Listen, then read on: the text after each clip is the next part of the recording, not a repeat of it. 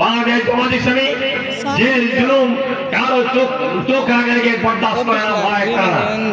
এমনকি ফাঁসির মাঝেও জামাত ইসলামী হাজিমকে গ্রহণ করে। কাজে জামাতকে কোনো ভয় দেখাবেন না। দেশের স্বার্থে, ইসলামের স্বার্থে, স্বাধীনতার স্বার্থে জামাতিরা হাজার হাজার লক্ষ লক্ষ নেতা কর্মী জীবন দিতে প্রস্তুত রয়েছে ইনশাআল্লাহ। প্রধানমন্ত্রী তারেক রহমান আপনি প্রধানমন্ত্রী হয়েছেন জুলাই যুদ্ধে রক্তের কারণে, রক্তের বিনিময় হয়েছে। কাজে জুলাই যুদ্ধ থেকে অপমান করবেন না, বিশ্বাসঘাতকতা করবেন না। কাজে আমাদের দাবি, আমরা দুইটা শপথ গ্রহণ করেছি 17ই ফেব্রুয়ারি, একটা এমপি হিসেবে শপথ গ্রহণ করেছি, আরেকটা আমরা জুলাই সংস্কার কমিটির সদস্য শপথ গ্রহণ করেছি। আমরা 77 জন শপথ গ্রহণ করেছি, আর কোন শপথ গ্রহণ করে নাই। এখন তাদের অ্যাডভোকেট দিয়ে রিট করেছে জুলাই যোদ্ধাদের বিরুদ্ধে, এবং আমাদের অ্যাডভোকেট সিনিয়র বলে বলেছে যদি জুলাই সংস্কার, যদি জুলাই ফেরাও যদি অবৈধ হয়, এই সরকারও অবৈধ হবে। কাজে সাবধান, আমার হাসিনাকে বাংলাদেশে ফিরিয়ে আনবেন না, এই জন্য আপনারাই দায়ী থাকবে।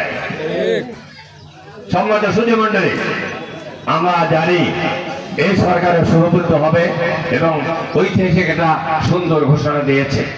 এই সংবিধান, এই সংসদ বিগত 71 সাল থেকে শুরু করে আজ অবধি কোন সংসদে কোন এমপি, কোন মন্ত্রী ঘোষণা দিতে পারেনি, যেটা এই সংসদ সদস্যরা দিয়েছে।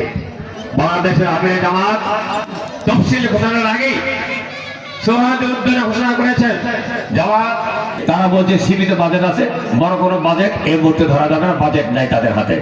এই জন্য আগামী বাজেটের মধ্যে যাতে আমরা হরিচন্ডী থেকে জিগাবিপদা রাস্তা পাকা ধরা যায়, এর জন্য আমি তার আগেই, বাজেটের আগেই আমি আমার প্রস্তাব পেশ করবো ইনশাআল্লাহ।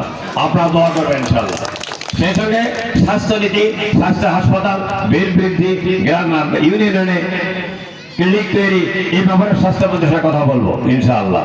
আমি এর আগে বলেছিলাম যে সমস্ত ফুলছড়ি উপজেলার যে সমস্ত ইউনিয়নে হাই স্কুল অথবা দাখিল মাদ্রাসা নেই, সেই ইউনিয়নগুলোতে একটা হাই স্কুল অথবা একটা দাখিল মাদ্রাসা করা হবে ইনশাআল্লাহ। কিন্তু এক্ষেত্রে আপনার দাখিল মাদ্রাসা জমা জমি আপনাদেরকে দিতে হয়, এটা নিয়ম, সরকারের নিয়ম। সরকার কোনো জায়গাতেই স্কুল চালু করে না, প্রথম জনগণকেই দিতে হয়। এই ব্যাপারে উদ্যোগ নেন, আমি ইনশাআল্লাহ যথাযথ চেষ্টা করবো ইনশাআল্লাহ। সেই সঙ্গে আমরা মাদক মুক্ত, সন্ত্রাস মুক্ত, চাঁদাবাজ মুক্ত, অবৈধ বালু মুক্ত একটা প্রশাসন করতে চাই। আমার শাখানা বাজার ইতিমধ্যেই অবৈধ বালু উঠান বন্ধ হয়ে গেছে। ফুলছড়ি এখনো চলছে, ইউনিয়ন সাহেবের কথা বলছি, তিনি বলছে আমরা দেখছি অবৈধ বালু উঠানো বন্ধ হবে ইনশাআল্লাহ। সেই সঙ্গে আমরা শাখানা বাজারে কয়েকজন মাদক সেবী ধরেছে, একজনকে 6 মাসে জেলও দিয়েছে, কয়েকজনকে জেলে পাঠিয়েছে। আমাদের ফুলছড়িতেই জেল শুরু হবে।